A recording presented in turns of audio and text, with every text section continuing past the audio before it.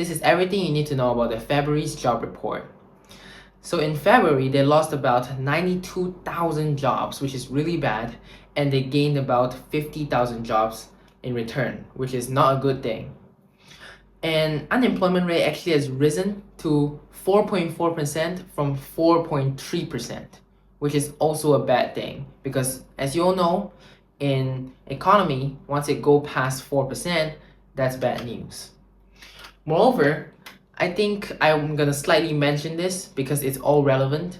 The inflation rate is around 2.7% right now, which is technically, this is a CPI report, by the way. Technically, it is moving towards the Federal Reserve's target. However, it is not exactly a good thing. It's always been sticky, and it feels like it is 2.7%, but in reality, it's most people don't feel the 2.7%. It feels higher.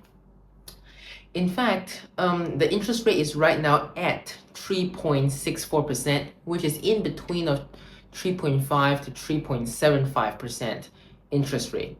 And in case you did not remember the interest rate to be so low, it is because they cut a few times last year, which they will also probably proceed to do the same this year, but depends on the timing. Moving on, back to topic, the reason why there are so many job cuts is due to the fact that there's a lot of job cuts in most of the industries throughout the last month, which healthcare has lost about 28,000 jobs, which is one of the biggest reasons why they have so many job cuts.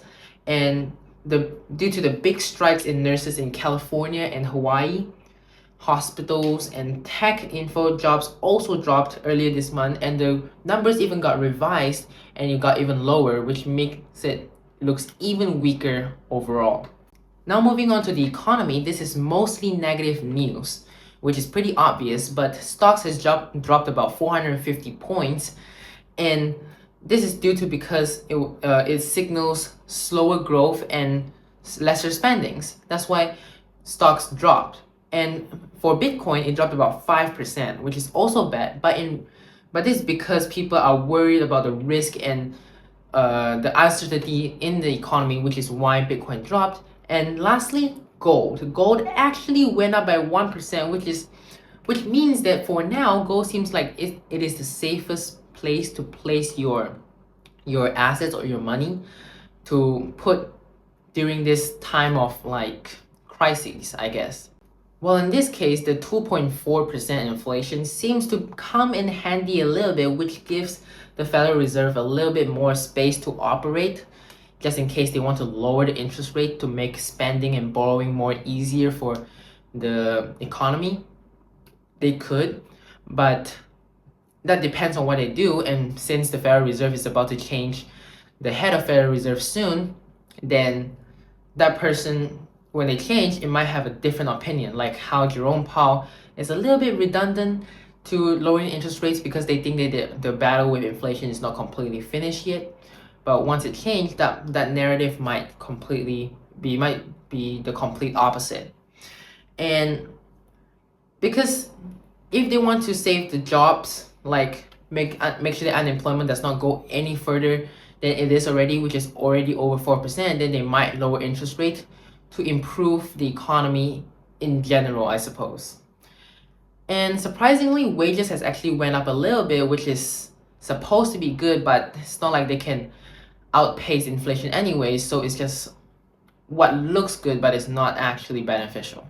While looking ahead, if there's more weak reports coming in, growth could slow down further or even raise recession fears.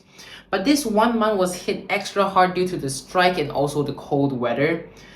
But the low inflation rate might imply that they're able to cut interest rates without sparking any more new inflation, which is, I guess, supposed is a good thing. But there's also like outside factors such as the oil prices increasing significantly, which makes it now harder again for them to lower interest rates because they don't want to have the possibility that this oil price might spike inflation again and they might do the wrong move again. So this oil price can be a separate topic, so as well as why the gold is the only asset is the only rising asset. If you want me to talk about it, you can comment down below. So as the problem with oil prices, if you want me to talk about it, I'll also look into it as well, and you can comment down below. These are outside external factors that is also affecting the economy, and I can talk more about why the oil prices is rising, but this is not the main point of today. But the main point is that oil prices are rising, so now the external factors is also causing the Fed to have trouble adjusting the interest rates or so on if they want to. But watch the next April report for the real trend, and plus the February CPI report is gonna come out in 2 days, which is March 11. So check that out as well, and I'll keep you updated. Bye.